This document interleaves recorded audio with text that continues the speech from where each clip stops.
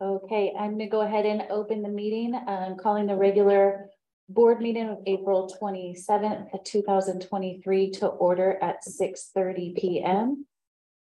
Can I get roll call, please? Tim Jorgensen here.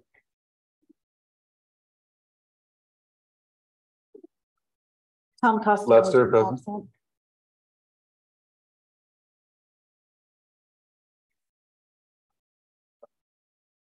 Paul's got right here. Brianna Texoni here. 1C regular board meeting agenda. It's recommended the board approve the regular meeting agenda for April 27th, 2023. Can I get a motion? Tim move. Second. Do we have any changes to the agenda? No changes. Thank you. Discussion, all those in favor? Tim Jorgensen, aye. Aye.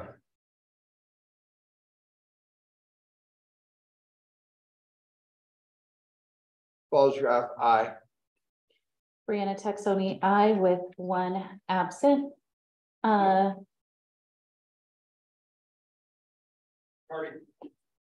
That's okay. We just let the record show that Tom Costin is present.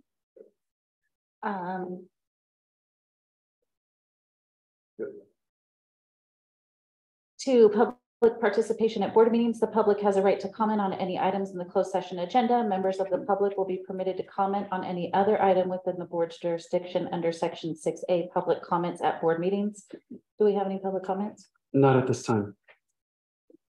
3A, closed session discussion items. The board may discuss conference with labor negotiators, public employee discussion, discipline, dismissal, release, conference with legal counsel, and or student matters. 3B, adjourn to closed session. Can I get a motion? Second. All those in favor? Tim Jorgensen, aye. Costin aye. Mask on, aye. Paul's got aye. Brianna Texoni, aye. We are adjourned to closed session at 6:32 p.m.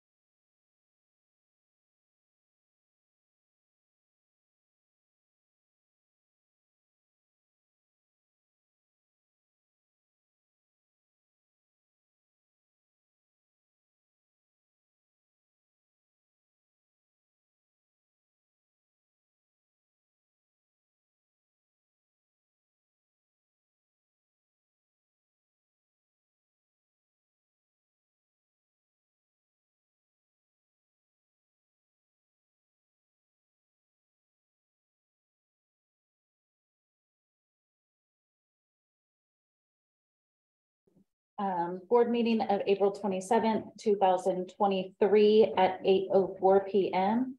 And I want to thank you for your patience. I know you didn't have a choice in the matter, but I really appreciate you sitting here with your smiles on your faces. Thank you very much for waiting. Flag salute. Flag salute will be led by Lester Mascon.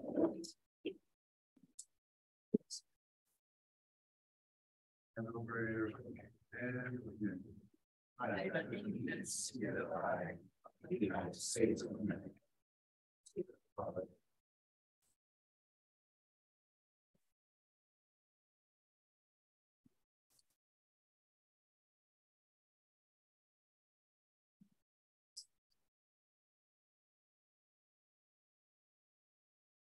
All right, the civility statement states, communicate clearly and concisely with the respect of the time of others. Listen objectively, carefully considering the opinions of others. Understand the counterproductive effects of disruptive, demeaning, and intimidating behaviors. Understand and respect district policies and procedures. Maintain a respect of the rich history of the district and the efforts of others who have served in the past. 5A, report of action taken in closed session. There was no action taken. 6A, public comments, recognition, and reports. We do not have any public comments tonight. 6B, golden spotlight. Thank you, Ms. Taxoni.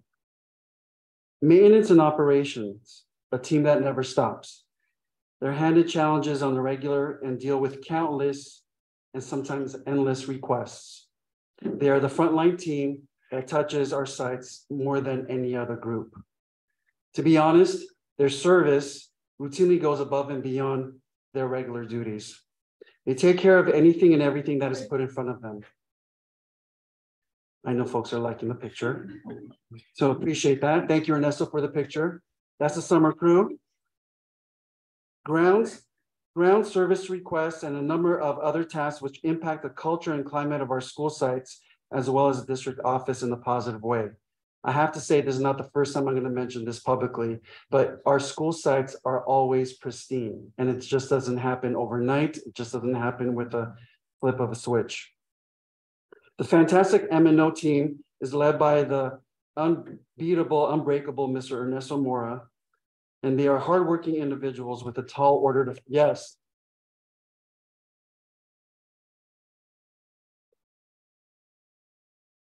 They fulfill their work on a daily basis, and it's always a tall order, and they do it with a smile on their faces. Without them, we'd simply not make it. They're ever so necessary part of each and every day and make everything run like a well-oiled machine. Yet through it all, this team remains steadfast. You have lived up to our district's core values. Our current maintenance and operations dynamic team, if you're here, please stand. District office, Mr. Ken Taft, Maria Romano. Oh, remain standing. Remain standing, please. Miss Maria Romano. At Vasquez High School, Edward Romano, Jordan Schmidt, Christina Bachnick. Yes, High Desert, Juan Hernandez, Maria Gonzalez, and at Aguilar, Marcy Baez. Let's give them a big round of applause.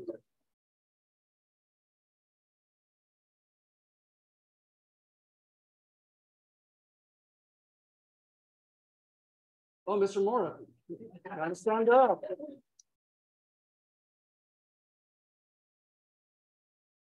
We're thrilled and honored to spotlight you for the month of April. Golden spotlight. Picture, perhaps? Can we fit? You guys mind? I would love to have a picture so I can like blast you. Is that all in front? All right, Ernesto, lead your crew. Lead your crew.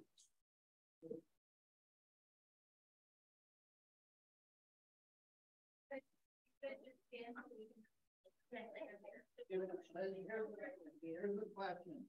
Do you want your photograph with the likes of Matt?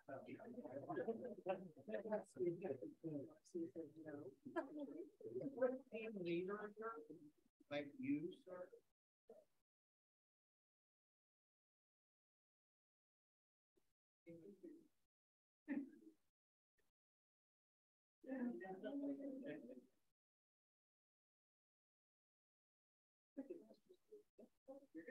Ernesto is standing up.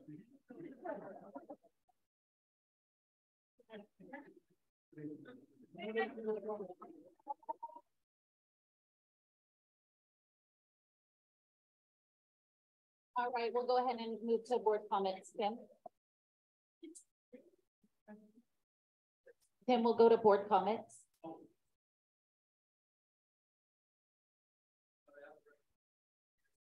No. Board comments about the golden spotlight.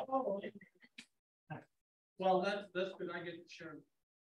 All right, so I've known Ernesto, Amber, and Maria. Where's Maria? There she's hiding out right there.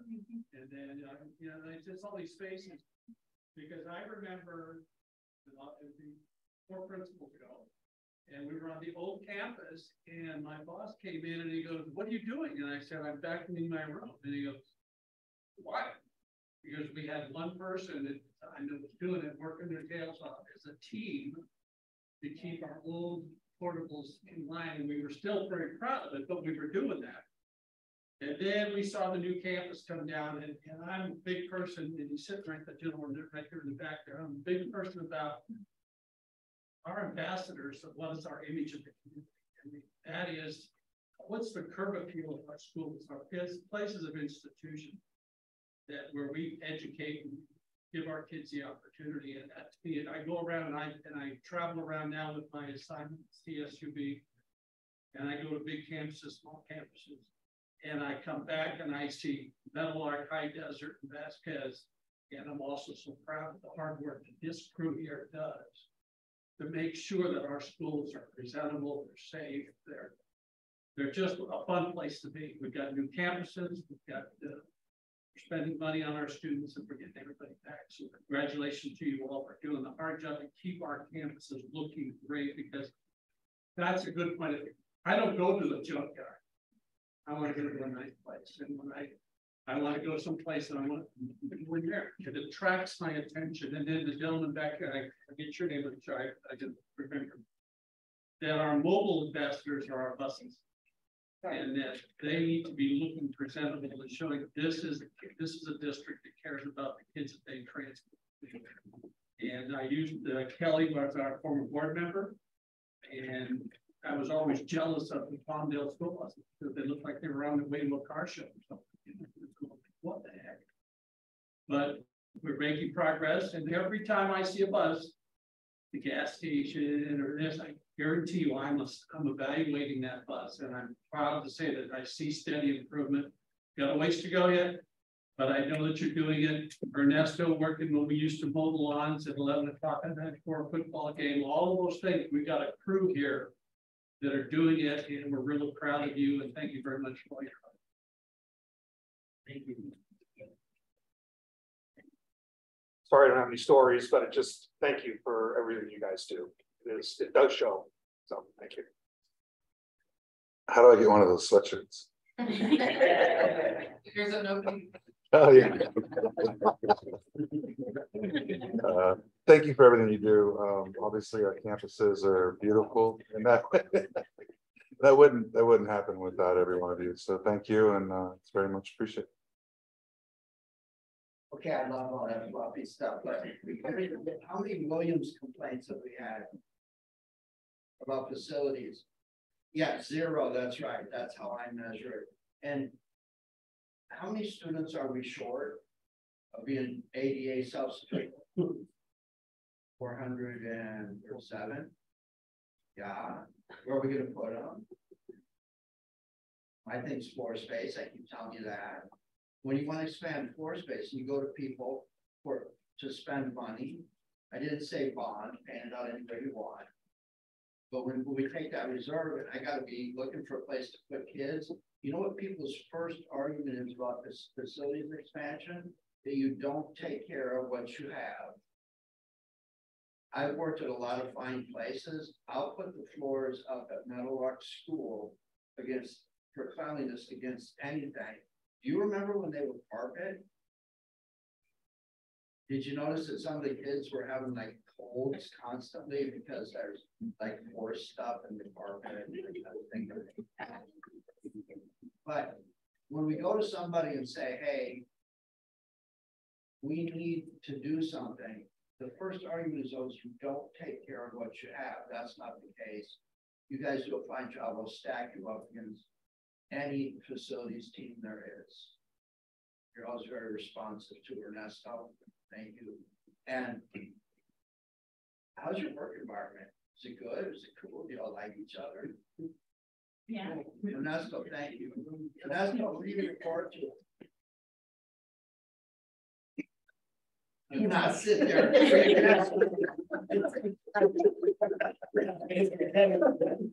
Straight out of New Hall, baby. Yeah. Thanks, Ted. So I will talk about the Kumbaya stuff.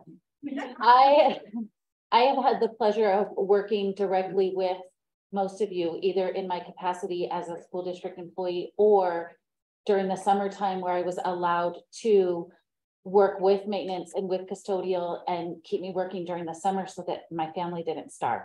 And that was Ernesto giving extra hours to employees to get the jobs done in the summertime, get the maintenance and the custodial extra help, and also help out single moms to feed their children. So I owe you more than you know.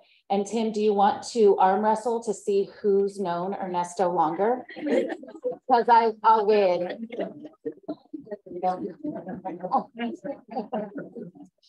I win.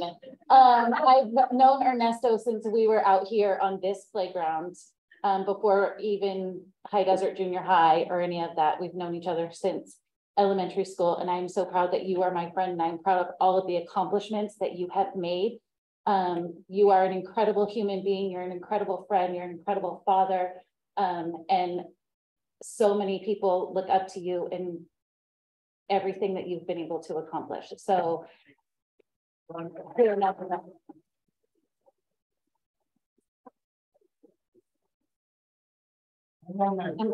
Since I was 14. I'm not talking. So I have worked directly with Marcy and with Miss T and with Jordan and teaching me how to stripe the fields and mow the lawns, and that is a blast. If any of you guys have football line, that's I stripe the field. I have pictures to prove it where the thing blew up in my face and I had white paint all over. I installed that mower out several times mowing the grass, but it was still a lot of fun. So if you guys have not had the chance to go work in the summertime with maintenance and custodial, it's actually really hard work, but such a blast because you guys are awesome. You guys are amazing, and you made that work really fun. I do want to say hats off to the custodians that work at nighttime, because that has to be the most terrifying job, to be on a school campus all by yourself at night walking out. That's terrifying. So thank you all for what you do. You guys are just absolutely incredible, and you're the backbone of our school and our facilities, and you do keep them looking stellar. So thank you very much.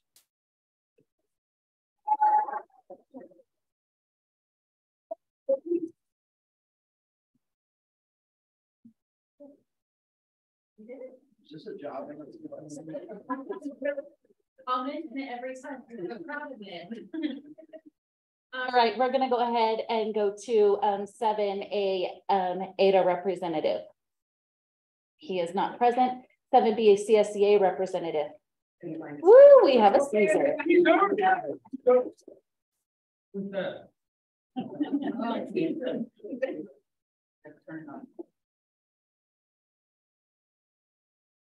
There we go. Good evening, board members and Superintendent Dr. Sakian. I'm Cesar Ortiz. We just wanted to come out and today and show some support to our classified staff. It's so awesome to see that our members are getting recognized for their great work. We wanted to thank the district for the district sponsored PD day that they provided during spring break for classified employees. It was greatly appreciated by the staff as the classified employees did not anticipate 3 weeks of vacation at Christmas. This was the first year that we've had 3 weeks. So it was heavily impacting their vacation time since it's deducted from non-student days. The extra PD definitely helped our staff get a little money and save some vacation time.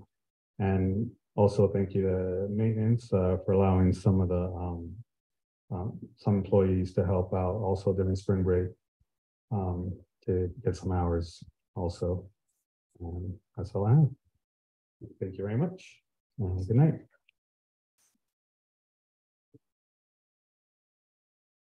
Thank you, Caesar. 7C, student representative to the board. So I'll read her report. Emily is a very busy Mustang, but very conscientious, and she sent me her report. So if I may. Last week, all 3 of our schools pulled off an amazing fundraiser with a Harlem Wizards basketball team. Our teachers combined to form the Meadow Hawk Mustangs team and really showed their skill on the court. The fundraiser had a great turnout with the stands packed to the brim with community members and families from all schools. By the way, I'm veering off script. Ms. Heather Milioti came up with Meadow Hawk Mustangs. So thank you, Heather, for all that you've done and continue to do. High Desert hosted a roadshow for the 4th graders today to give them a glimpse of middle school life. And tomorrow from 4 to 6 in the Vasquez gym, the High Desert basketball team will have a game against Soar Prep. Today was a busy day for our Vasquez sports teams. Correction? Tonight. So we got bumped out of the gym because Vasquez leaves their gym because our volleyball team just won. And so we're at Desert, but please go support volleyball because they will be continuing in CIF tomorrow at Vasquez. So I'm proud of Good news. Yes. Yes. Good job. Thank you. That's a great update. We'll take it. Today was a busy day for Vasquez sports teams. Baseball had an away game. Trinity Classical. Softball played Desert Christian. Our track team had their final league meet at ABC, and our boys volleyball team had their first CIF playoffs game all the way in San Luis Obispo. With AP exams starting next week, our students have been busy preparing, studying, and the end of the year is highly anticipated. And she put an exclamation mark there. This is all for this week. Thank you. Thank you, Emily. And good luck at your track meet tonight.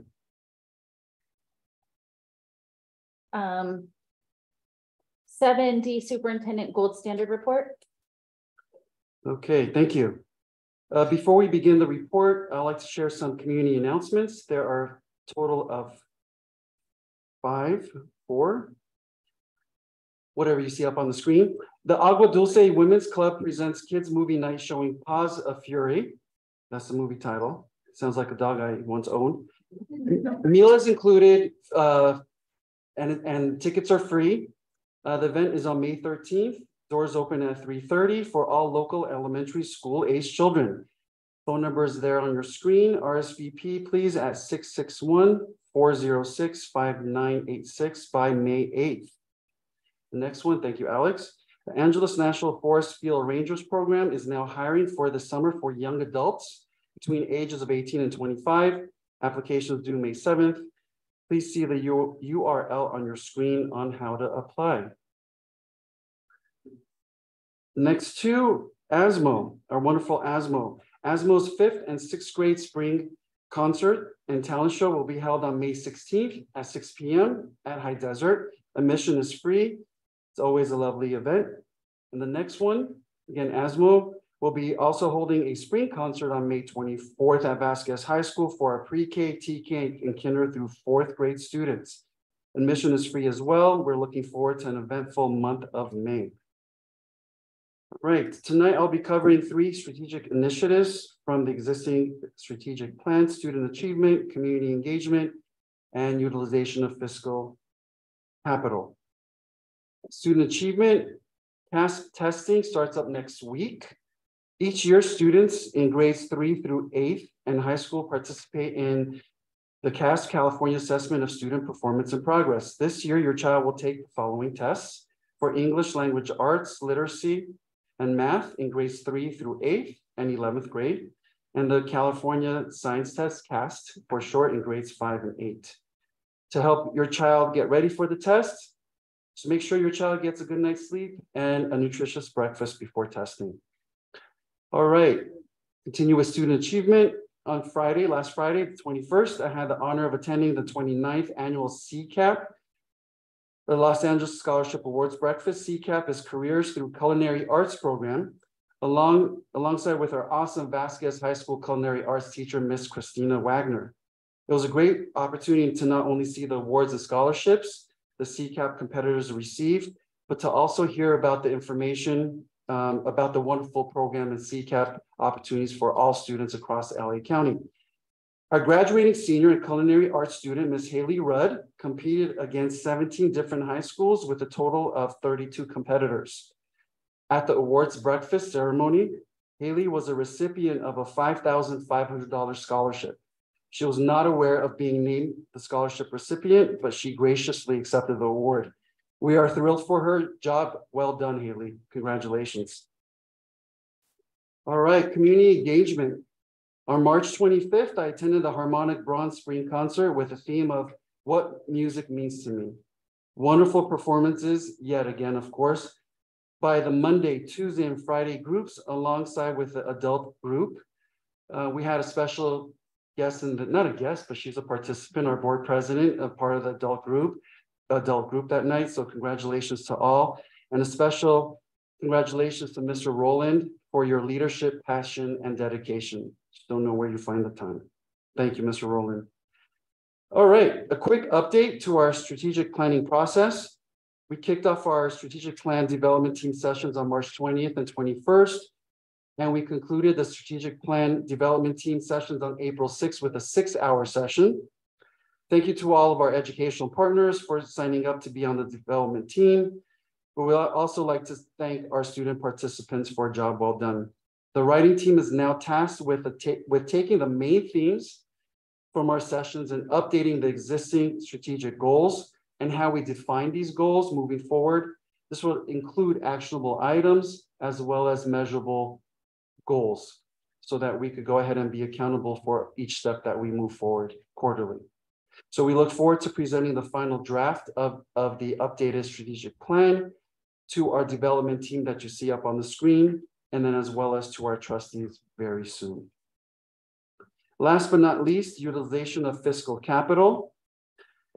Yesterday, we received our AB 1200 letter from LACO, Los Angeles County Office of Education. Pursuant to Assembly Bill 1200, the Los Angeles County Superintendent of Schools has reviewed our district proposed collective bargaining agreement with ADA and Certificated Management. The agreement provides for a 9% on-schedule salary increase retroactive to July 1st, 22, and a one-time 3% off-schedule payment and increase of $1,000 to the employee contribution of health and welfare benefits. With these costs of the agreements incorporated, LACO concurs that the district will meet the required reserves during the term of the agreement. This concludes my report. Thank you. Moving on to 7E COVID-19 report. Okay, COVID report. As of April 4th, LA County is in the low category, continues to be in the low category for CDC COVID-19 community levels. DPH, Department of Public Health. Good night, everybody. Thank you for being here. The COVID report does it all the time. Sorry. DPH is no longer giving daily counts for COVID infections in the area. Some information given may be a week old. Between our last report of March 23rd until last week, Friday, the Acton Agua Dulce surrounding areas had seen 10 new cases of COVID-19. In our school community, there have been 5 positive cases reported since March 23rd, and exposure notifications as required have been sent out to those affected. We want to remind parents to test their students if they have any symptoms and keep them home for fever, vomiting, or unusual cough. CHPH wants us to remember to keep up with all immunizations that are due. If you are a Medi-Cal recipient, they want to remind you to check your account to make sure your contact information is correct Many people will lose their coverage in the next few months. If things are not up to date, flyers with website information are available at all school sites and district offices. And this concludes the COVID report. Thank you. Thank you. 7F submissions. No submissions. All right, moving on to 8 board comments. Tim? Fortunately, I don't have a whole lot to say tonight, so I'm going to do that. Welcome everybody back from spring break, and our students know that this is the final push for the end of the school year. So getting projects and getting prepped for assessments. As Tom mentioned, we have AP testing coming up, so we wish our AP students the best as they go forward and do their testing in the next weeks.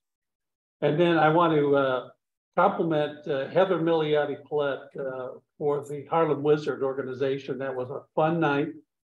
And she asked me, she said, have you ever been this full? And I said, no, this is the fullest I've seen the gym, where everybody cheering and having a great time. The kids had a ball. They were really good. So to Heather and her team and all the volunteers from the PTSOs from all 3 of our campuses, congratulations, good job. It was lots of fun for everybody. So it was really well done. That's all I have.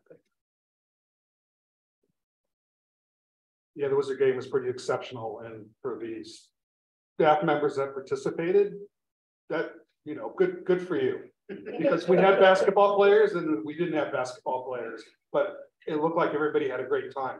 And the biggest takeaway for me, other than the little kids having a great time, was that I learned that Mr. Jorgensen doesn't know how to score basketball. I was told to do that by one of the players. For some reason, we were keeping up with those professional ball players. Yeah, that's it for me. Thank you. Hey, Kevin, no contracts? I'm not going to be at the next meeting, so if you want to slide anything through, that would be fine. I got you. You know, when I first started coming here, there was an ADA representative at every single one of these board meetings. And it seems to not have been one of the last like 4 meetings. So I think it would be nice to have that, someone here from ADA for a meeting. So hopefully we can get that again. Baseball. Oh, yeah, okay. Yeah. But it's been the last like 3 or 4 that hasn't been. So somebody, it would be nice to see it. Just to reiterate on the Wizards game, that was fantastic. Again, special thanks to all the staff and Heather for putting all that together.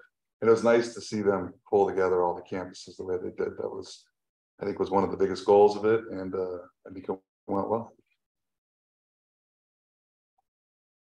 Another topic. So I know we have a lot of students that are planning to come to our schools next year, and I think not all of them are actually schools that started with us. They're not going from school necessarily with us. They're coming from different backgrounds. They're coming from different school experiences. And I think we should really start putting some thought about how we make sure they can be successful here. We have our own brand and our own environment here. And where they're coming from, they may not have things like homework, or they may have been in homeschool all this time. So I think that we have exceptional schools, but we certainly have our own way of creating success there and having some focus on those kids, and especially communication with the parents to make sure that they all transition smoothly. It's stressful enough coming to a new school, having to learn all the rules as well. I think would maybe we put some focus on that. I think it would be good. Next, I got an opportunity to go to governance training for 3 days. So that was quite exciting. And I was able to kind of learn how to apply everything that I think I knew from like a business perspective, and just kind of shift my seat just slightly and see how it all applies to what it means to be a good board member. So I would encourage everyone to attend it. It was a 3-day session, went really well. I think the people that were involved in it put it on, did a fantastic job, and the people that attended it, I mean, it was some of the top educators in our community around us were at that. And I think it was fantastic. Ken was there too. It was good. Next thing, I think as a school district, I think I want to remind everyone what our core values are. I'm not going to ask anybody to tell me what the core values are of the district, but I will read them to you. It's respect, responsibility, integrity, courage, and caring.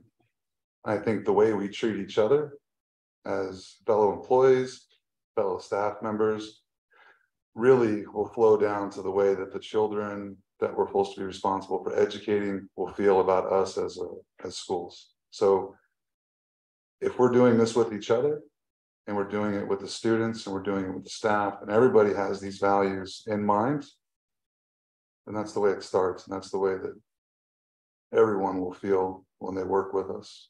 So I'm just going to say it again, right? Respect, responsibility, integrity, courage, and caring. Every interaction you have with a student or with a staff member or anyone need to think about those things as you're having them. If you do that, I think we'll all be very successful. Unit cohesion is a tremendous part of what we need to have as a team, as we're responsible for educating the kids out here. And an effective team actually shows caring for each other. They actually care about each other. And if that's true, there's no team that can beat us.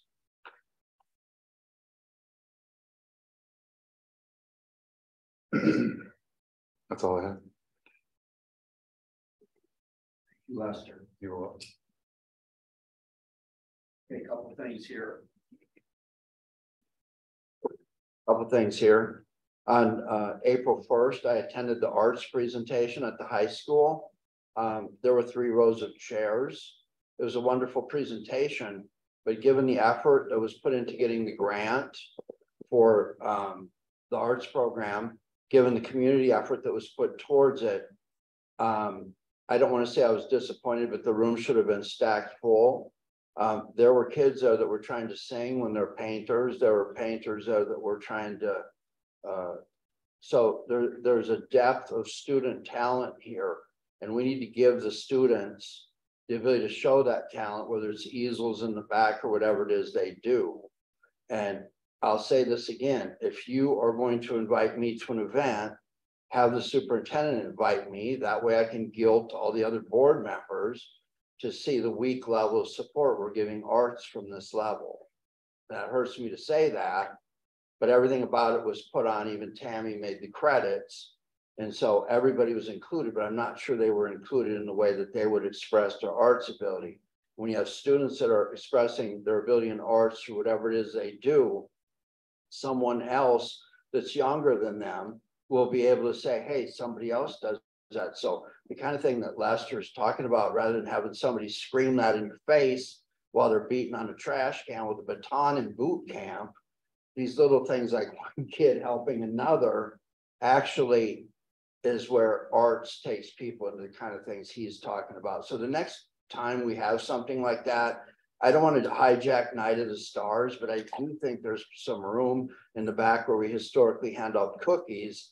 Maybe we could put some easels up and let some of these kids who didn't get to show their talents at the art show their talent there. I'd very much appreciate support from that and staff. Okay, I attended the LCAP meeting for the focus on special education. I tried to participate as a parent. People were expressing their concerns with the district and its ability to provide services that us parents think we need, or that our lawyer thinks we need, or et cetera. But I did participate in that. I appreciate everyone coming forward that did participate. I know that staff was accurate in capturing what was said, and that will inform our LCAP. So I don't just leave there and do nothing. There is what's called the Advisory Commission on Special Education to the State Board of Education. So I popped into their meeting and I read a couple of comments, and I'll read those into the record here tonight. The first one is, I don't know if everyone knows this, but the funding model for the state of California includes a $1 amount. It's huge. And then for some reason, they meter that out to school districts by some formula that we may not understand. And our districts, the small rural districts, sometimes we don't have the right classifications of different people, you know, the way we sort people into slots. And we kind of get punished by the formula. And there's one way that this particularly happens. And this is a delicate situation, but there's something called SED, severe emotional disturbance. And what ends up happening is sometimes people need a great deal of mental help, they need counseling, they may not be safe for themselves or others. And when you have a person like that, it's not their fault, it's an eligibility, it's not something that we try to minimize or something. But the way the current funding model works is if this district can't afford the placement, meaning we can't put in the facility, we can't hire the specialists, we don't have the staff, what ends up happening is they are placed in another place and the district pays for that. Now, you would think that the state model in these really low incidence things, meaning not very many people have them, you see speech being a high incident thing, you're seeing autism and things being on the spectrum as a higher incident, these really low incidence things. For some reason, the funding model has the state charging the district for what can be costs of $250,000 a year back to the district. And what that does, at least in my mind, is it tells staff in the district, you may know that this child needs this. You may feel that this child needs this. But say you're a principal and you're looking at something, you're saying, I think there's something wrong here. And if the administrator of finance is the wrong person, you're kind of like, you can't report that, you can't do that. And so what ends up happening, the lawyers jump in, you have out-of-state placements. And most of the time, those out-of-state placements are in non-public schools or agencies. And then the district that can't supply the services is left to oversee something that's not even a public agency. I find it really hard to believe that there's not a public agency or a public school in the state of California that's able to take care of the needs of a person like this to the point where you ship them out of state to some, I got to be careful here, but I think it's a huge hole in the model. I think that there's a certain incidence of that going on in the state. And I think those programs should be funded directly under state. And if the district is not able to provide what they call local control or oversight, then you don't have them wondering what's going on in Utah while we're paying out thousands and thousands of dollars a month. Look at the work register. That's all I can say. Here was my comment to the State Advisory Commission. Good afternoon, Chair Hayes White and Commissioners. I'm Ken Falls, board member from Acton Agua Dulce. I would like to thank the Commission for its continued attention to SED out-of-state placements. There are times when the current funding model falls short, creating budgetary challenges for small school districts, with out-of-state SED placements being a prime example. In these cases, costs can put financial and legal strategies ahead of student need, placing SPED staff and administrators in an odd position, not to mention the biases that are formed in the process. I encourage the Commission's continued attention to this matter to include consideration of SED funding models that not debilitate the budget of LEAs and oversight that consider student need while being appropriate dispersal of public funds to non-public agencies, especially those outside of California. In simple language, what that means is do not put a special education director in a small district knowing that a child needs $250,000 of care and is going to go out of state, be separated from all their friends, all their family, everything they've ever known, and put an educator in a position to have to know, you know what, if I make this recommendation to my administrator, it's going to collapse the district's budget. That's where strategy and that's where lawyers come in. And none of that puts funding back in our classrooms to effect. No one gets helped in that situation, not even the kid that needs it. My second thing was, I think we all know, if you don't, there were 2 lawsuits filed simultaneously at almost the initiation of COVID when everything went virtual. And it was on behalf of every special education student in the state of California. So it was filed as a class action in the state of California. Simultaneously in New York, the same thing was done. When you combine a case filing like that, it automatically becomes a federal case. And so school districts responded knowing that you can't take an IEP that was rolled out to happen in a school site and be performing those things online. So it placed everybody in a terrible position. And so there's been a lot of legal work going on in the background in the state of California, state of New York, saying, look, we have to give funding to this to try to catch up and do all these things and at least give people the opportunity. So they've had a couple of programs that appear on the surface to be a way for people to recover, but they're not really funded. And one of those was a program where they call it alternative dispute resolution. So you take someone that's disgruntled, they're fighting with the district, you throw them at the last second, hope that a smiling face that appears to be a puppet coming from the district is going to keep you out of a due process case. So there's another $125,000 out the window on lawyers just out of the chute. The problem is that this funding was never, there was no accountability to it. So I'm going to read what I said. Sorry I'm taking so long here, but when you start talking about where a budget goes, this is it. This is the second day. Good afternoon, Chair Hayes White, Commissioners. I'm Ken Falsgott, board member from Acton Agua Dulce. Thank you for placing this discussion item on today's agenda. I am not sure of the details, but the California State University System, the Family Empowerment Program, and our SELPA, which is the Special Education Local Plan Area, are combining to put out what are known as parent partners to assist parents in our north area of North Los Angeles County. I hope that as we move out of the theory of how this will all work, we can focus on efforts that will work to introduce new customers to special education services, which are typically parents. Being available as a parent partner to support and inform a new parent early in the game will be far more effective than putting a smiling face in as a last-ditch effort to avoid a due process filing in an already contentious situation. Thank you, Commission, for your continued attention on how actual success will be measured and reported out as this program is rolled out. And please continue its funding. And then I made a comment to a commissioner who has shared her personal experiences.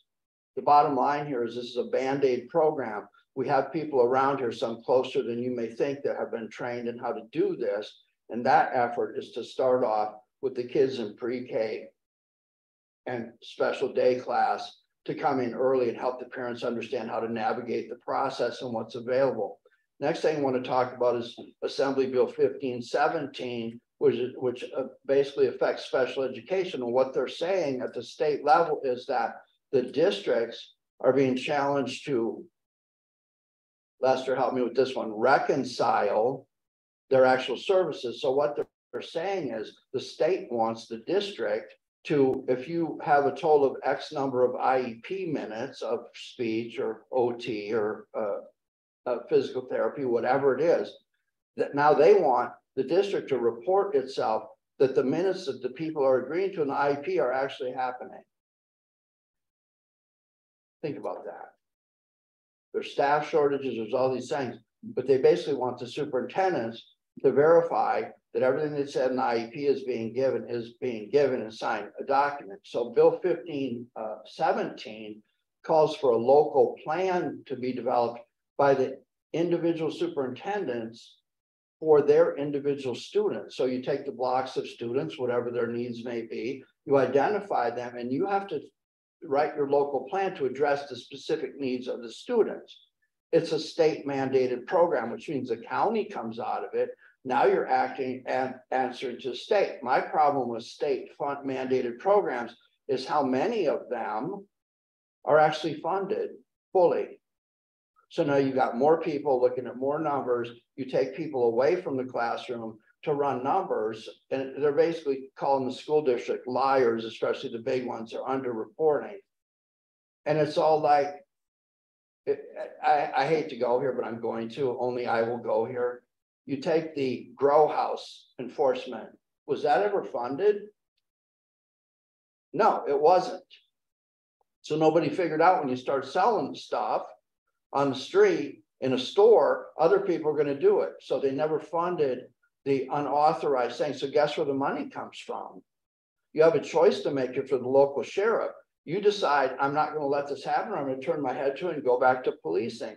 Well, the things you've been policing, that the effort you're taking off of this is now suddenly given to the grow house bus and tearing those down and call it a code enforcement deal. Now you've lost your ability to, as a continuous services that your customers are used to. These bills are the same thing. If you're going to mandate something, and they're even talking about changing credentialing of teachers and all that kind of thing. If you're going to do this, then give us the money to do it. That's all. Mr. Money's back there shaking his head. This is the kind of things that people that go on legislative advocacy days for special education and things like that. There are people around here that may be closer to you than you know that will go to those things and bring this thing up and not just glad hand everybody and say, you got to give us the money to do these things. I went to a charter school hearing at the AV Union High School district. It was very, very interesting. The charter is kind of familiar in one way or another. There's a couple words changed, but they came forward. What I found very interesting is you all know from the old days how charters were. I mean, I had people with guns pointed at me basically up here. But at the end of the day, when I was asking the questions, the ones that could answer them were standing at the end, and the rest of them, I don't know what happened to them. But the AV Union High School District, for the first time I've ever seen this, the staff report was given by a third-party hired attorney. And all they did was look at the 8 reasons why you could deny a charter petition, and they found none. And what that does, it takes all the faces out in front and the crying and all the alliances and the backdoor deals and somebody sticking money in their pocket and all that kind of thing that used to plague this place. And it's either legal or it's not legal. And if it's not legal, then guess what? You pretty much vote yes or no. I found that a very interesting approach. I may actually advocate for that in the future.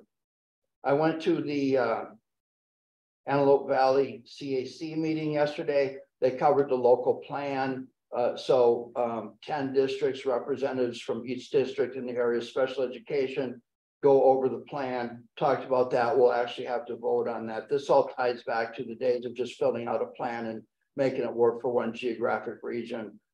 Those days are over.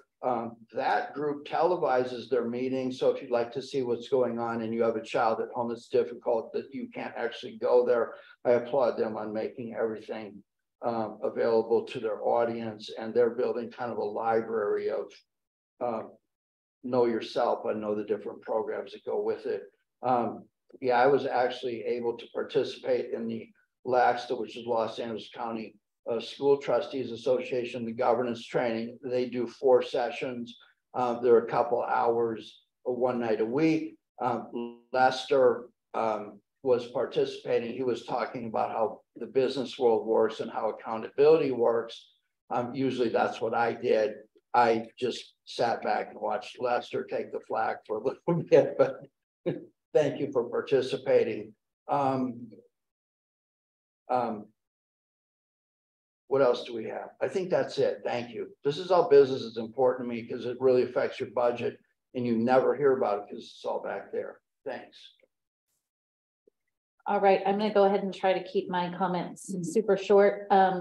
First, Emily, I'm sure you're not listening, but if somebody could let her know that we really appreciate her, even though she can't be here in person, she always puts together a really awesome report that includes all 3 schools and the great things that all the schools are doing. So Emily, we really, really appreciate you. And I applaud you for getting all of the things done. That's really incredible for such a young person to be able to juggle. Haley Rudd, our past student representative to the board, congratulations on your scholarship. That's really very cool for our students to be out there getting recognized for the great things that they're doing. I know we have so many students that are getting different scholarships. So kudos to all of those seniors that are getting ready to fly the coop. That basketball game, I think that I'm the only person in Acton and Agua Dulce that was not able to make it. I saw so many different videos on social media, and it looked like, oh my gosh, so much fun. I was definitely very sad. So Heather, kudos to you for putting all that together. And I know when I had spoken to her right after, she she mentioned some things that didn't quite go as planned, and I'm like, but look what did. Holy moly, she put together such an incredible event. And I think I haven't heard one, not even kind of negative thing. Everything I've heard is just absolutely incredible about that whole event and how much fun people had. So way to go, Heather, way to go, employees that played. And thank you to everybody for filling that gym. I was asked during the last board meeting to make a 5-minute limit on board member comments. I didn't feel comfortable making that limit without thinking about it. So I have thought about it for the last month, and I am not going to make a limit on board member comments. And here's why. There's so many different things that we as board members are not allowed to talk about. We're not allowed to converse with people about. There's so many things that we have to be very tight-lipped about. This is our only time that we're able to, as board members and as representatives of our community, to put things on the record that aren't solely in the board agenda. This is our time to make those comments that we do want to get onto the record. And I think that limiting that would be a disservice to the people that voted to put us up here. So I will not be limiting, and that is why. So I appreciate people bringing things to me and suggestions like that. And I welcome it. So if anybody has any other suggestions, I will take it to heart and I will think about it. And I just wanted to give a reason why I'm not going to put that specific limit in place. So I am looking forward to the end of the year festivities. Our calendars are filling up super fast. Thank you for Yolanda for making sure that those are all on our calendar. I really appreciate all of the invites, and I'm definitely looking forward to all of the end of the year celebrations, promotions, ASMO concerts, Night of the Stars, graduations. It's going to be definitely a busy month or so, and it's going to be awesome. So that's the end of my comments.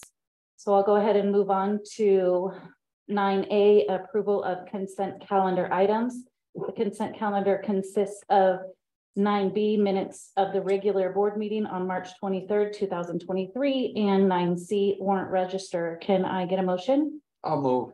Second. Any discussion? Call for question. All those in favor? Then Jorgensen, aye. Carson, aye.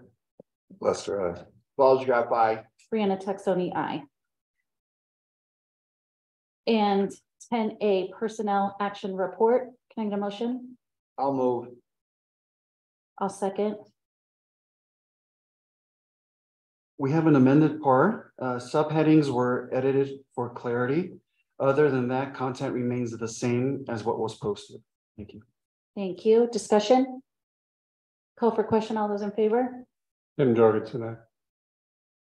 Carson, aye. Lester, aye. Ballsgraf, aye. Brianna Texoni, aye.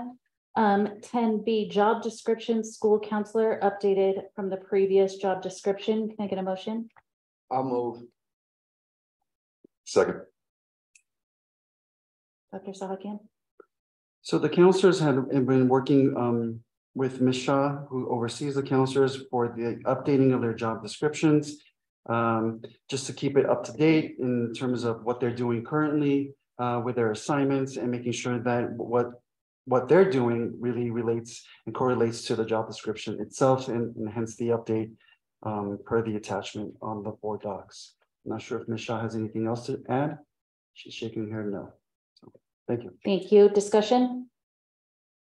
Call for question. All those in favor? Then Jorgensen, aye. Carson, aye. Lester, aye. Ballsgraf, aye. Brianna Texoni, aye. 10C, tentative agreement between AADUSD and AATA for the 2022-23 school year. Can I get a motion? Move. Second. It's recommended to the board to approve the tentative agreement between AADUSD and ATA And like I mentioned earlier in the superintendent's report, 9% on schedule increase, 3% off schedule, and $1,000 employee health benefits contribution. Discussion? Call for question. All those in favor? Tim Jorgensen, aye. Tom Costa, aye. Lester, aye. Balls, you have aye. Brianna Texoni, aye.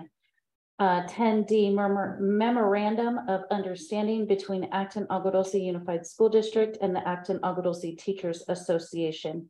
Can I get a motion? I'll Move. move. Second. The MOU as attached includes newly added stipends as well as adjustments to stipend compensation. Michelle, anything that you'd like to add? And the calendar as well as part of the MOU for the next 3 years out. Thank you. Discussion? Call for question. All those in favor? Tim Jorgensen, aye. Costa, aye. Mask on. Balls, you have aye. Brianna Texoni, aye. 10E amendment to employee agreement assistant superintendent of business services. Can I get a motion? I'll move. Second. Dr. Sahakian? This agenda item is here to amend the salary set placement for the original contract that was approved last month from March 2024 to July 2023 for salary step increase. Discussion? Am I hearing no discussion down there? Or are you still thinking? No, I don't have any. Okay. Just a quick question. There is performance review attached to this. The performance review per the original contract is listed. Yes, for the March 2024 stipend increase with a satisfactory performance review. The July 1st recommendation for salary step has a performance evaluation prior to a quarterly performance evaluation by July 1st for a salary step increase, if approved. Thank you.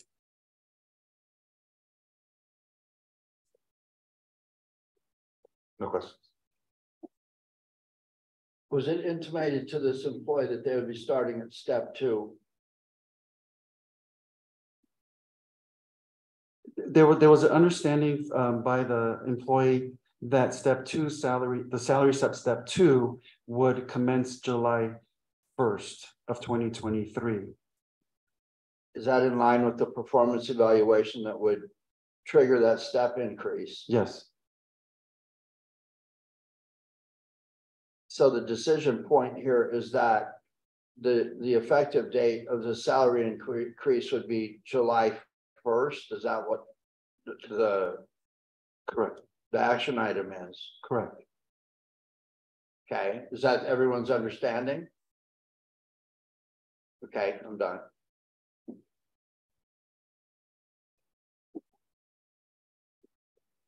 So there was a contract presented from our human resources department to a new employee. Correct. Did that employee have time to read through the contract, or were they made to sign the contract right then and there without being given the chance to read their contract? The former, they had an opportunity to. They read the had an contract. opportunity. So this person had an opportunity to read the contract. They had an opportunity to sign or not sign the contract. Then this contract was brought to the board. We had the opportunity to vote for the contract or against the contract. This person signed the contract. They read the contract. They signed their contract. It was brought to the board. The board voted for their contract. That's all correct. Correct. When does a classified employee receive a step increase? Classified employee typically receives a step increase after 1 year of satisfactory performance. What is the length of their probationary period? I'm going to defer to Ms. Shaw. Probationary period. 6 months or 130 work days, calendar days. So 6 months. Do we evaluate and give raises after 4 months to any other employee in this district? No. No. What's concerning to me is the nature of this agreement is from our Assistant Superintendent of Business Services, whose job it is to read contracts, did not read the contract that they signed and that was presented to the board for us to vote on it. So we are now giving a raise to somebody who is not reading. That's fine. We're giving a raise to somebody who has not read their own contract, simply because we haven't read our own contract. So can a classified or a certificated employee come and say, I did not read my own contract, please give me a raise? Is that something that any employee can do? Generally, no.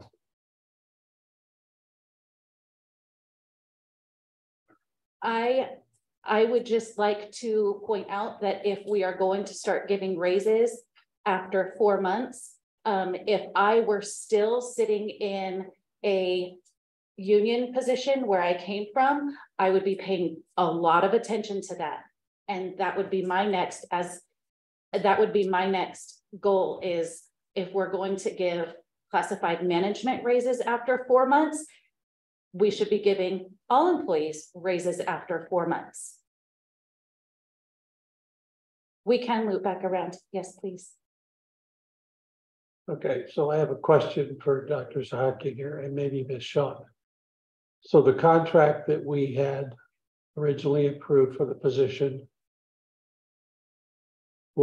there was an error on that it said July 1st, or it said 22 or 23, or did it go July 1st, 24? I don't have it in front of me. For the evaluation rates. The original contract approved last month, March, indicated a step increase with a satisfactory performance evaluation, March of 2024. 2024. It doesn't give a date, I don't believe. There's something there was something omitted originally, in my understanding, by whatever reason. And then we clarified it.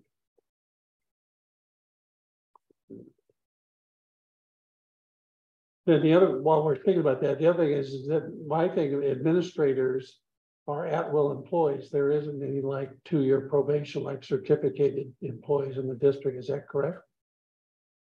They could go 1 year and then be let go in 1 year. Right. With the exception of yourself. Correct. Right? So they're at-will employees. So my understanding was in the original contract that there was an update that we're dealing with now that clarified it. But this first year, we need to honor what we signed, and then the evaluation process in 2024, that 1 year will be going, and there will be in compliance with the contract as was, because there was some correction. We had to add a date or something to it.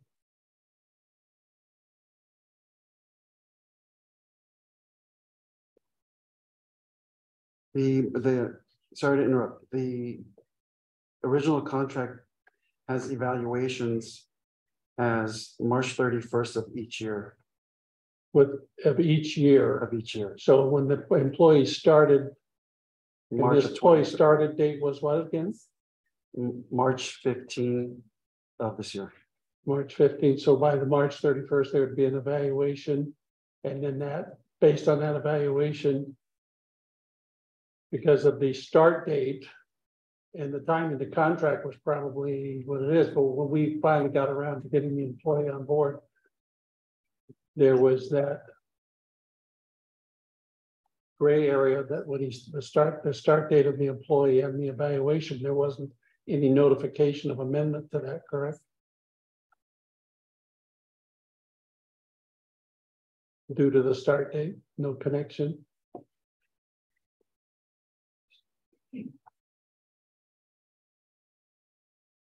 that correct?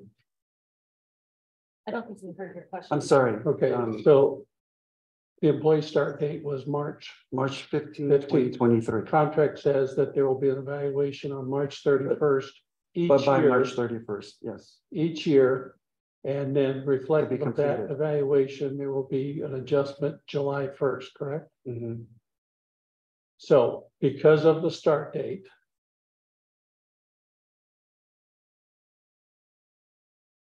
the employer fails to make adjustment for this initial year to say, well, this won't go into effect to exempt the first year because of the start date. So technically, we're in compliance with the contract as noted, meaning March 31st, and then doing something and then it's going into July 1st. Because we didn't put a year on it. There was no clarification of that. The narrative under evaluation indicates annual evaluation will be in writing and completed by March 31st of each year, except for 2023 school year. And then with whatever reflected adjustment going on July 1st. We're in section 2 under compensation. So section 2, would you like to share? Do you have it in front of you, the compensation? No, I know.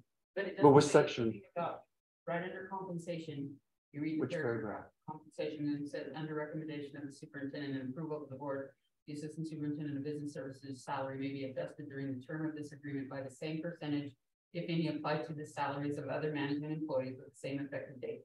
Any adjustment in salary made during the term of this agreement shall be in the form of an amendment and shall become a part of this agreement, but any failure to attach the adjustment salary amount as an amendment shall not affect the validity or amount of any such adjustment. The board reserves the right to increase the salary of any or all the years of the assistant superintendent of business contract. Any such amendment shall be ratified and recorded in open session at a regularly scheduled board meeting in accordance with applicable law. There is no annual or after X amount of time. There was no time frame put on when he would get his adjustment. Doesn't say July, it doesn't say March, it doesn't say when he would get it. That's what the amendment's for, to clarify when his annual would come. So you're injecting an amendment into the contract To to give say, him when he gets his annual. right.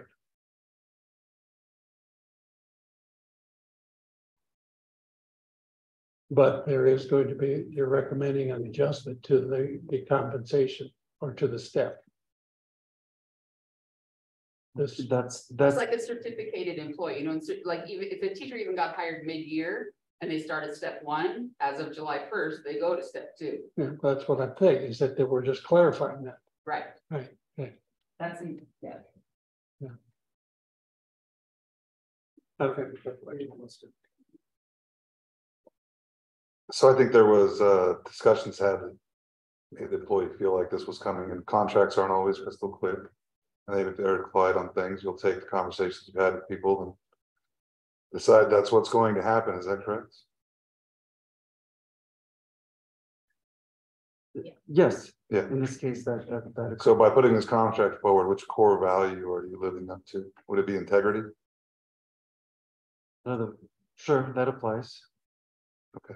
Of upholding intent with integrity. So I-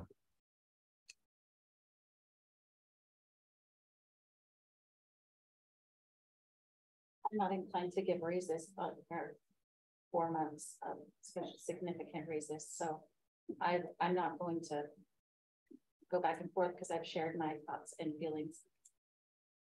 Does anybody else have any other discussion? Call question. I got one further question. So I guess I'm still confused. Was there a oral agreement as the employee was being interviewed or hired or before when this contract was written that was just inadvertently omitted out of the contract? Is that what we're trying to fix? I'll defer to Ms. Shaw. I know there's discussions in terms of correspondences between candidate at the time with HR and Ms. Shaw in terms of negotiation of salary. Yes, there was discussion about how at July 1st, then the step 1 would change to step 2, but that was not put into the contract that he received. Was discussed as how the contract was expected to be executed. Yes. Okay, thank you. This is very, yes. Why wasn't it put into the contract? I cannot answer that. I don't know. It was an error that they're trying to correct. That's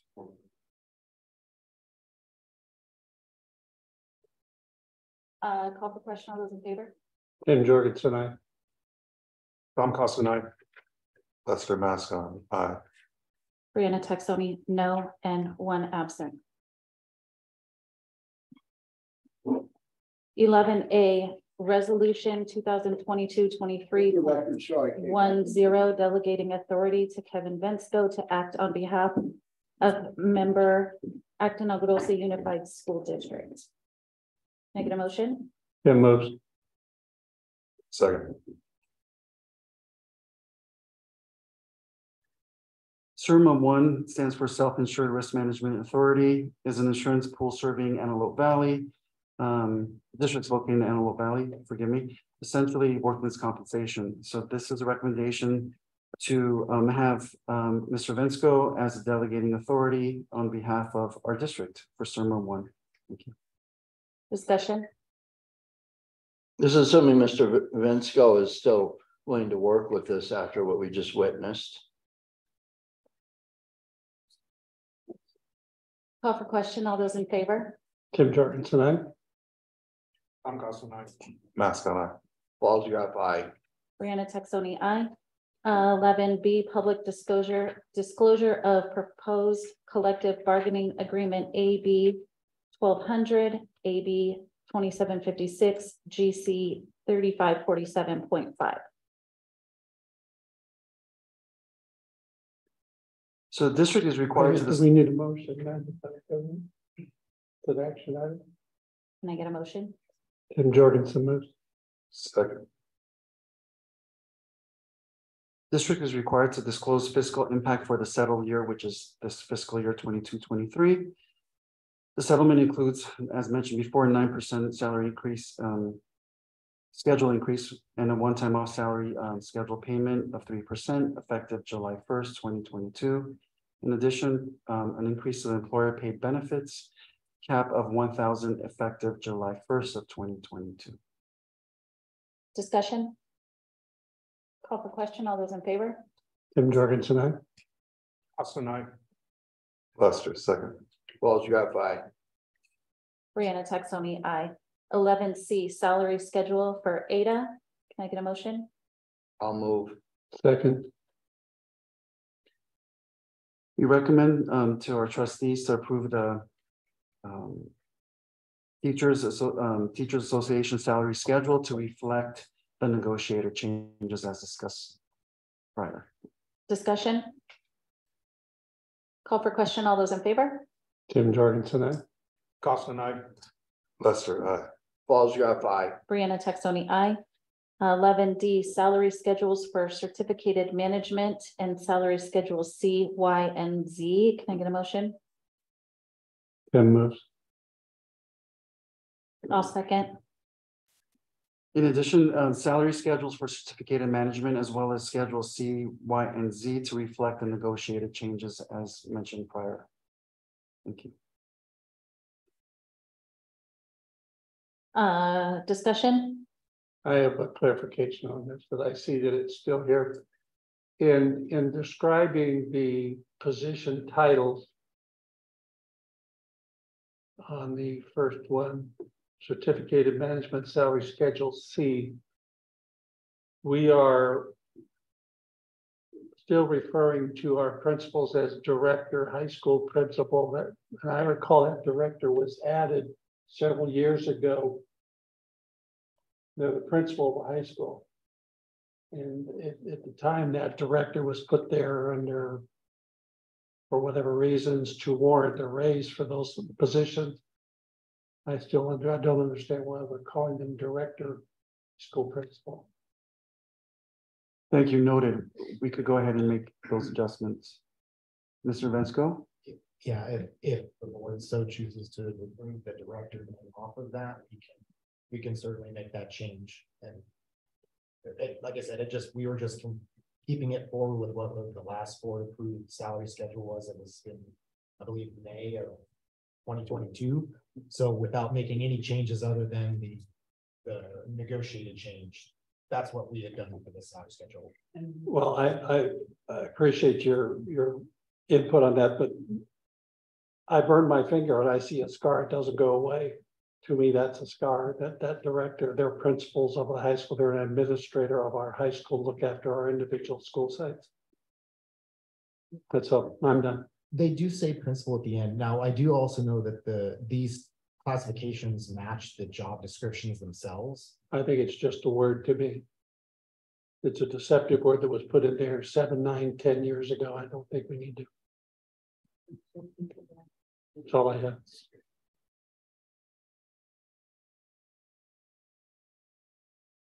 that it? Yeah, I'm done. I have to tie my shoe.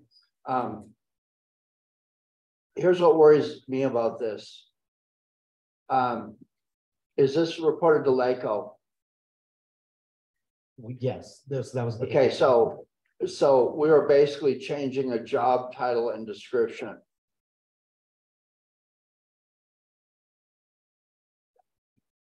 I just told him if we're gonna change it, then we have to bring the job descriptions to the board to change. That's what the I job was hearing. description.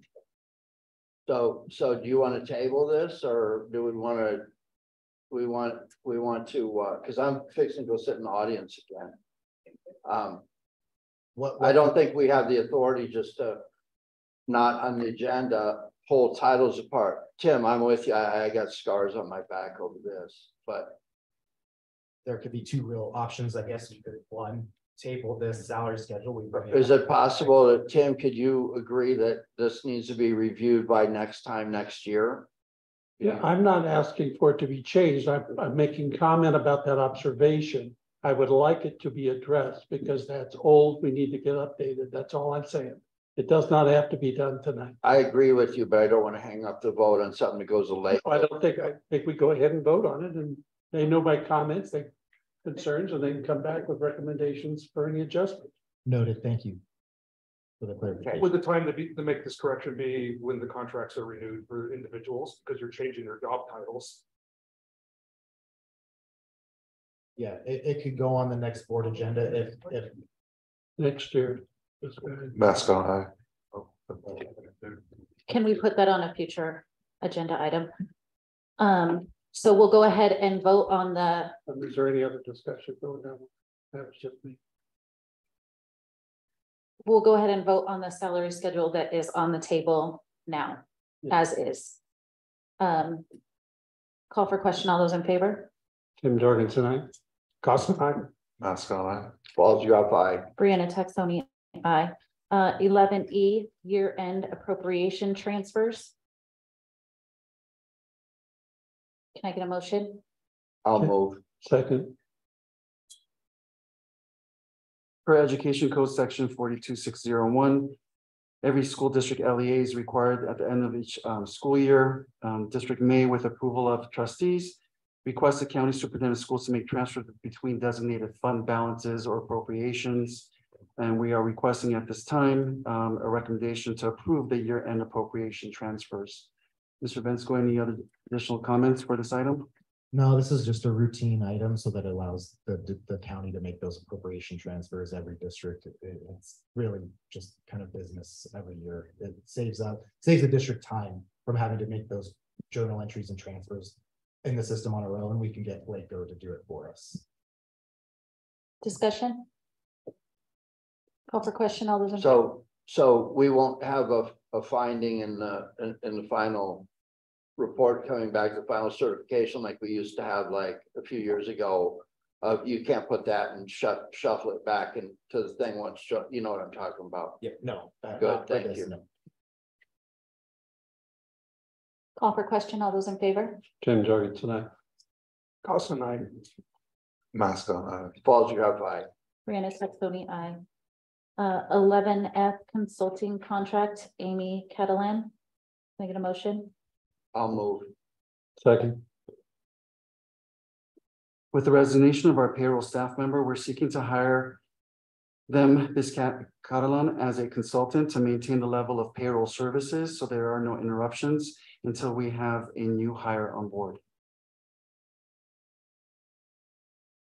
Discussion?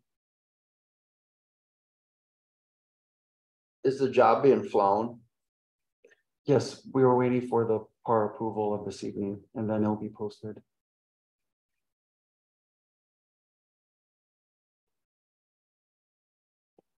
Call for question. All those in favor?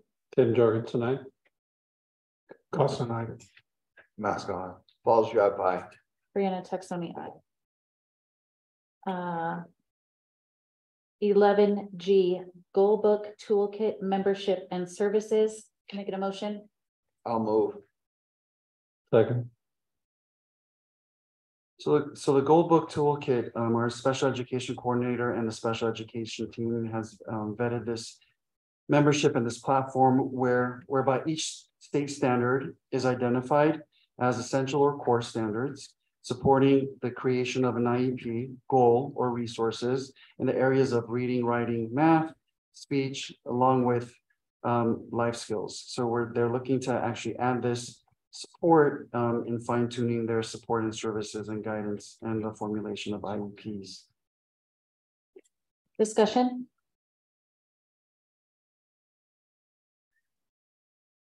Hearing none.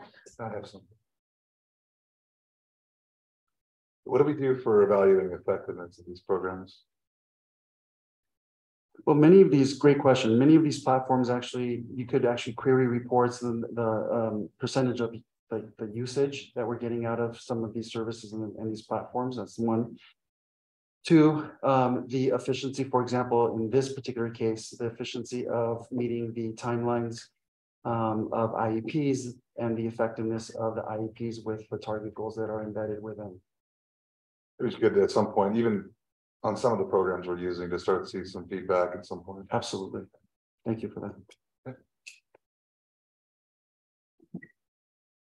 Call for question. All those in favor? Tim Jorgensen, aye. Costa, aye. Mask on, hi. Falls Drive by. Brianna Texoni, aye. 11H, resolution number 2022-23.11, authorizing use of remote teleconferencing provisions, AB 361. Can I get a motion? Tim, I'll second. Dr. Sakian. Standard, we have this on our agenda every month.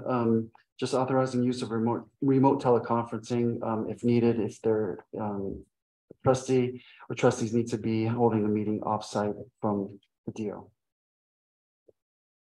Discussion? Can I go to this consent agenda every week so we quit talking about it? What was that? Could it be part of the consent agenda? No. I don't think so. But we could look into that. Call for question. All those in favor? We're gonna reauthorize it every 2 weeks. Yes. Yeah, great question. Efficiency. We could take a look at that and see if we can reshuffle. Sorry, Ms. Texon. That's okay. Thank you. Call for question. All those in favor? Tim Jorgensen, yes. Tom Costa, yes. Mask on. Falls Drive by. Brianna Texoni, aye. 12A, board policy BP 5141.21 and administrative regulation AR 5141.21, administering medication and monitoring health conditions. This is a first read. So per CSBA, California School Board Association, they provide us with recommended language for updates for this particular policy, both BP and AR.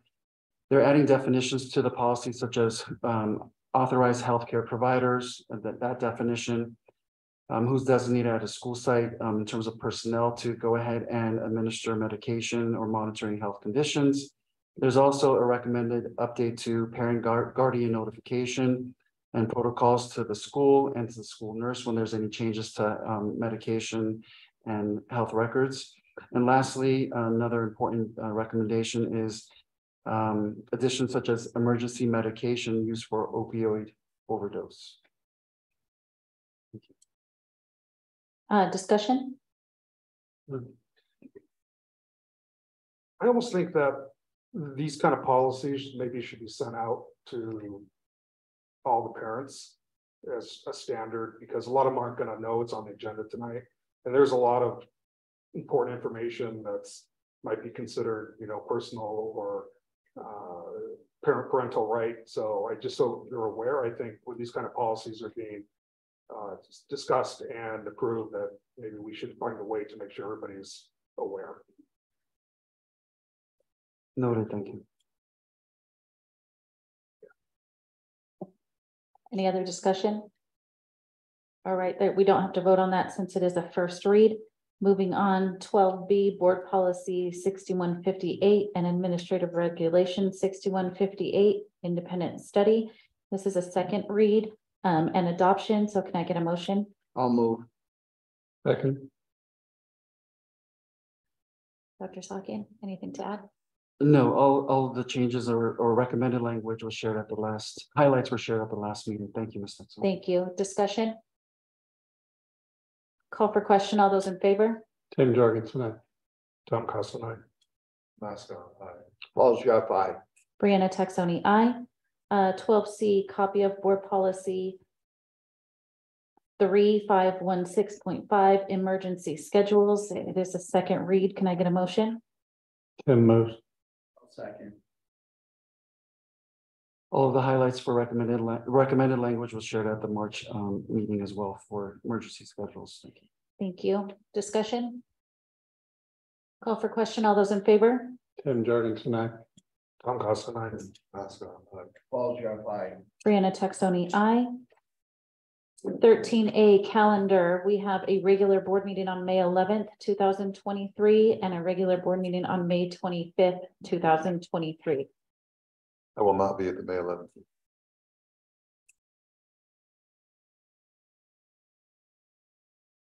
Any other discussion? Thank you for letting us know. 14A, future agenda items. There's nothing on the list now. Discussion? Yeah, I have something. Let me find it here.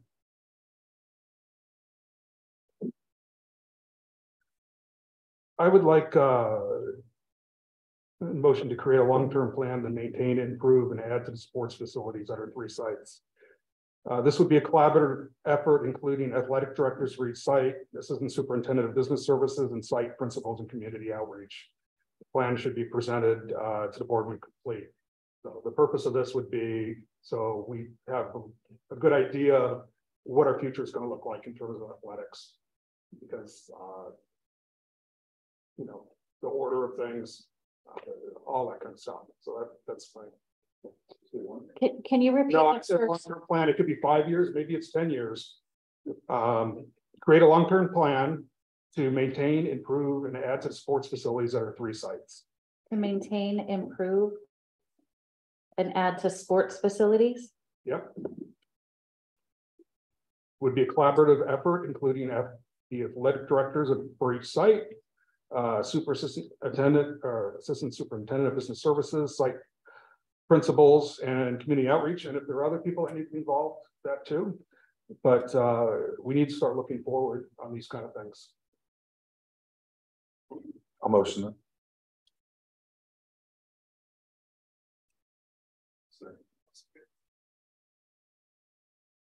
I believe that's all we need is 2 board members to agree. Call question. Call to question. All those in favor? Yeah. Yes. All right. No. Yes. Aye. Brianna Texoni, aye. Would you like to add anything? No. Okay. I would like, I would just like to see the principals' job titles and job descriptions. It doesn't have to be anytime. I'm not looking for the next board meeting, but sometime before next year. Adding that, making sure we get that done before we vote on the salary schedules again. I just need another board member to. You want to look it up. Okay. For them to work on. Thank you. 15A adjournment, it's recommended that the board adjourn the meeting at 9:33. Can I get a motion? Basco, aye. Falls draft high. Tim, I second it. I see you. Brianna Texoni, aye.